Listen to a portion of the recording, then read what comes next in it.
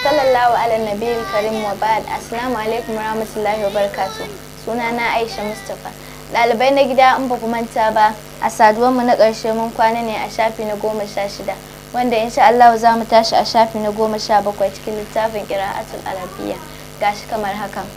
Ad-darasul rabi'u ashara, darasi na 14. Yajlisu yana zaune, yaqumu yana tsaye, ya'kulu yana ci, yashrabu yana sha, yaktubu yana rubutawa, yaqra'u yana karantawa, yaftahu yana budewa, yadkhulu yana shiga. A shafi na 18 kuma aka ce ad-darasul kamisu ashara, darasi na 15. Qum ya waladun, qum ya waladu, tashi ya kai yaro. Qamal waladu, yaron ya tashi.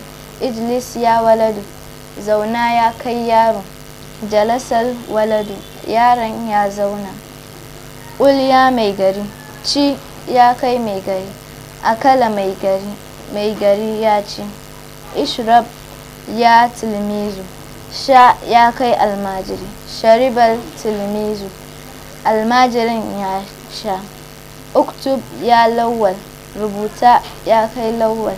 Kataba lawwal, lawwal ya rubuta. Iqra ya tanko, karanta ya kai tanko.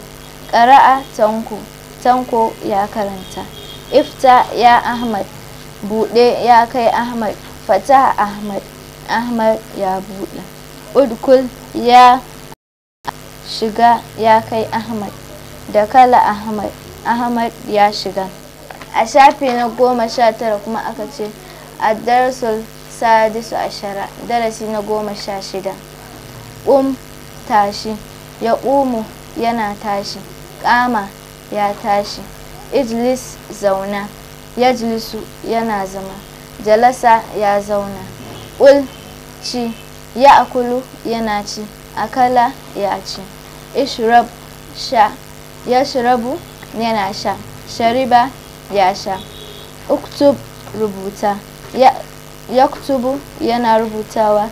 Kataba ya rubuta. Iqra karanta, yaqra'u yana karantawa. Qara'a ya karanta.